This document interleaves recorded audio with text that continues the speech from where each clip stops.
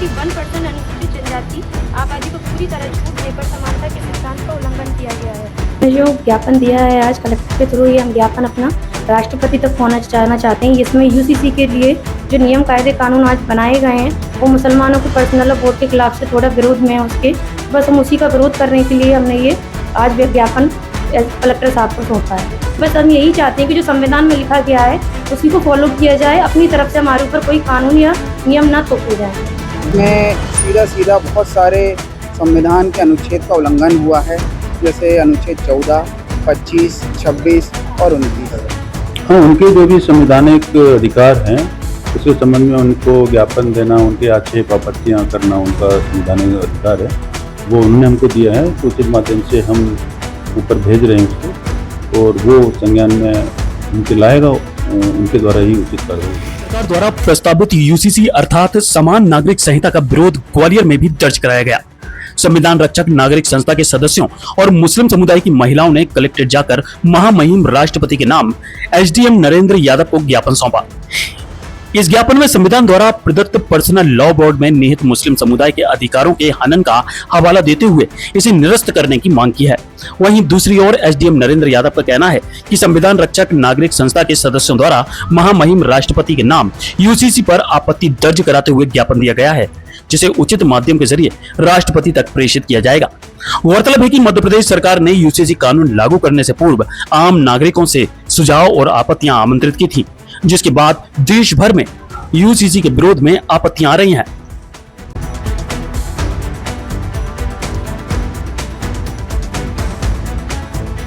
जी, हमने जो ज्ञापन दिया है आज कलेक्टर के थ्रू, ये हम ज्ञापन अपना राष्ट्रपति तक पहुंचाना चाहते हैं। इसमें यूसीसी के लिए जो नियम कायदे कानून आज बनाए गए हैं वो मुसलमानों के पर्सनल वोट के खिलाफ से थोड़ा विरोध में है उसके, बस हम उसी का विरोध करने के लिए हमने ये आज ज्ञापन कलेक्टर साहब को सौंपा है।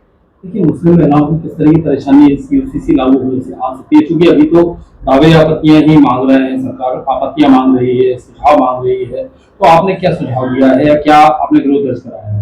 हमने विरोध ये दर्ज करवाया है कि जो हमारा संविधान है उसमें आर्टिकल 25, 26 और 29 के अंतर्गत हमें जो कानून दिए गए थे, जो अधिकार दिए गए हैं, ये पूरी तरह से उसके ऊपर प्रहार हो रहा है, जो कि हमारे मुसलमान की पर्सनल वोट के खिलाफ है। बस हम यही चाहते हैं कि जो संविधान में लिखा गया है उसी को फॉलो किया जाए, अपनी तरफ से हमारे ऊपर कोई कानून या नियम ना थोपे जाए। वहीं दूसरी ओर यदि मुस्लिम महिलाओं की बात करें तो इस कानून से क्या नुकसान होने वाला है?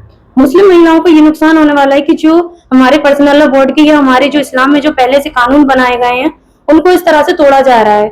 उन पर हिंदू जो मुस्लिम बोर्ड के जो एक्ट हैं वो कानूनों को हमारे ऊपर थोपा जा रहा है, तो उससे कहीं ना कहीं आगे जाकर हमारी जो आगे आने वाली जो मसले हैं उस पर थोड़ा हमें दिक्कत होने वाली है। जैसे ट्रिपल तलाक का जो कानून है वो बनाया गया है, वो किसी तरह से इस्लाम की सहूलियत के लिए बनाया गया था, लेकिन अब आज उसको तोड़कर अपनी तरीके से उसको हम लोगों के ऊपर थोपा जा रहा है। बहुत एक कानून ये भी है कि बच्चों को अपनी प्रॉपर्टी में हिस्सा देना है, तो पहले हमारा ये है कि हमारे इस्लाम में अपनी बेटियों को 1/3 हिस्सा देने का प्रावधान था, जो कि यहाँ पर अब बोला जा रहा है कि 50-50 कीजिए, तो वो उससे कहीं ना कहीं हमारे जो नियम कायदे कानून थे हमारे इस्लाम के, उन्हें कहीं ना कहीं उनके ऊपर प्रहार किया जा रहा है। ट्रिपल तलाक से क्या समस्या है? ट्रिपल तलाक से समस्या ये नहीं है कि पहले का जो इस्लाम में जो कानून जब बनाया गया था तब ये नहीं था कि तब इतने कोई कायदे कानून बने नहीं थे।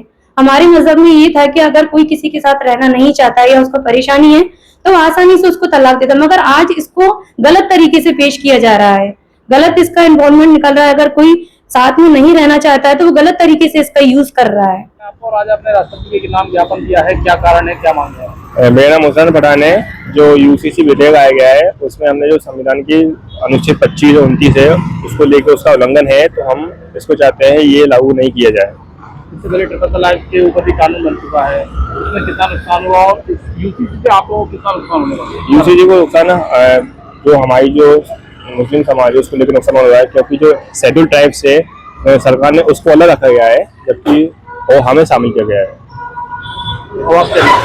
हमें चाहते हैं कि इसको हटाया जाए या इसमें कुछ बदलाव किया जाए। आज आपने ज्ञापन दिया है, किस तरह का ज्ञापन है, क्या? मध्य प्रदेश सरकार ने एक विधेयक पास किया है जिसको यूसीसी यूनिफॉर्म सिविल कोड का नाम दिया गया है 2026।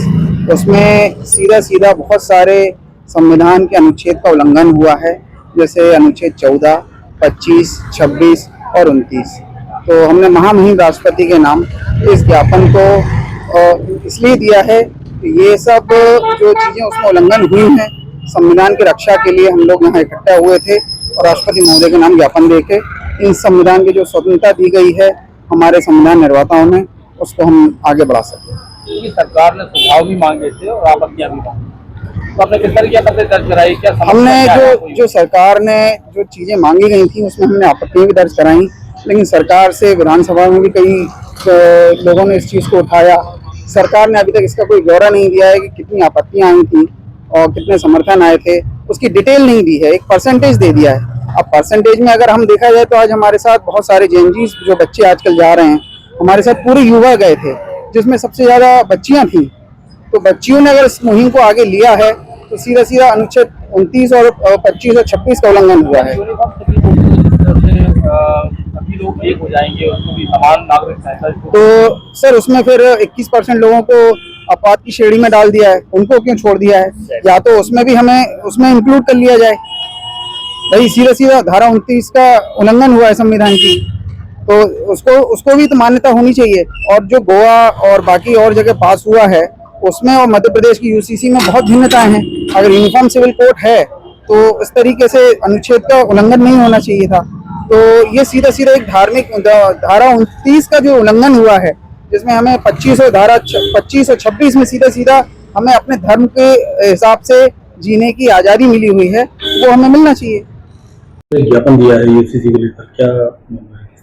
हाँ, एक संविधान रक्षक समिति है, उन लोगों ने ज्ञापन दिया है आज राष्ट्रपति महामहिम के नाम से, और उन्होंने जो यूसीसी का विधेयक मध्य प्रदेश सरकार ला रही है उसके संबंध में अपनी ज्ञापन हमें सौंपा है।